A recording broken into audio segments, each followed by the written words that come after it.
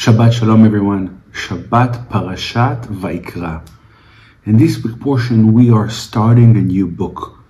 Honestly, this year is a bit different because not only we're starting a new book, we're also going to read a special paragraph that's going to emphasize the memory of Amalek, the fight against Amalek. These are the things that we need to remember, how this nation, and we talked about it in the past, attacked for no reason. Started his rivalry against the people who just left Egypt and really had nothing to do with you.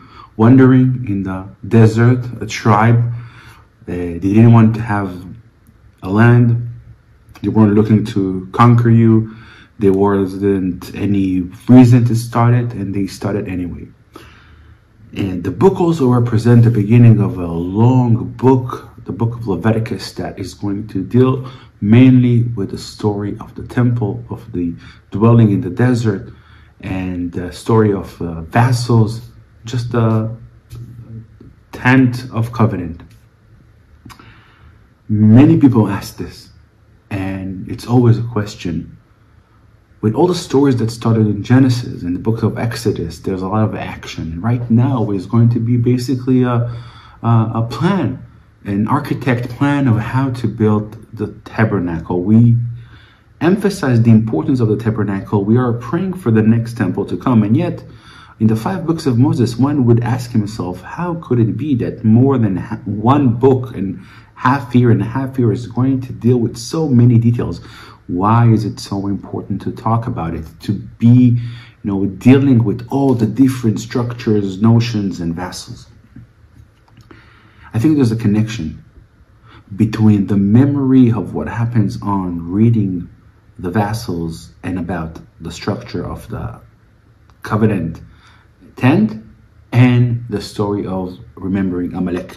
And I want to point out by using a Bible. And so if you're listening to me on a podcast, or you cannot look at this video right now, you will see, maybe you need to go and check in the Hebrew Bible, you will see something a bit different in the text in Hebrew. I don't know if you can see it correctly, I hope you do, but the first word that says Vayikra, it looks weird. Did you notice? There's the last letter, the letter Aleph, is smaller than the rest of the word and the rest of the printing. Did you notice? I hope you can see it, and it's a very interesting phenomenon. It happens several times in the Torah, and it's not a print typo, and it's not because there's no more a place to print. It's made there not by mistake. The difference between the word Vayikar and Vayikra is huge. Vayikar comes from the word random. Mikre, an act, a random act. Vayikra, he will read. He will call. Something very defined, very, very narrow. This is something with a goal, with a mission. It's a bigger question in the world today and in life, is what do people hold is the reality? Is everything is random, everything is diluted by chances, or there's a structure, there's destiny, there's a big plan?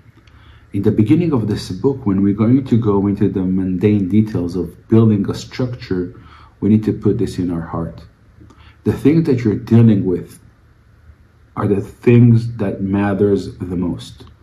When you read about this in the weekly portion, when we're going to talk about it, when we're going to emphasize and we're going to go and learn the different subjects and vassals and plan, we will build these things to be in our hearts, in our souls, in our minds.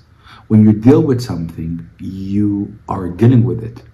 When you care about anything, if it's your sports team, if it's your stock market, if it's your grandchildren, if it's your next trip to California, you are on top of it. You're reading, you're looking, you're scrolling, you're searching, you're looking for tips, you're looking for advice. You want to be involved. You want to embrace yourself in it. The temple, The tabernacle is so important. It needs to be part of our heart and our soul to the extent that we need to go through the process of learning the sheet and the plan and the program. It's the structure that represents the life and the world we exist. This is the house of the Lord. Yes, every detail makes sense. Every detail, there's a story behind it. And this is the difference between Vayikra to Vayikra. It's not random. The structure and the way it looks is not random. It's just another vessel. There's a big scope and plan. Work it, learn it, be part of it, understand it, and you will be embraced and in structure of what the meaning is. And I think that's exactly the memory of Amalek. Amalek, as we said, is a mitzvah, is a command to remember. It's not because of the part of revenge that we need to pay for what they did to us then. It's about the understanding that the enemy was always there. And it's about the understanding that there is a notion of bad and evil. And we talked about what Amalek represents. And this evil is in the world. It's surround us. When we are going to deal with the holiness of the temple in front of it, that's the evil of Amalek. Remember that, embrace that, and understand that nothing is random. Everything is for a reason. Everything is planned. Everything is structured. We're going to start the journey of the book of Leviticus and embrace the moment, understanding we're going to deal with the book of life, where everything is important, when nothing is random, and there's all part of a big scope, of a bigger plan. And what happens in our notion, in our life, and in the desert, and in our holy life is also true about the enemies that lying outside. We need to remember it.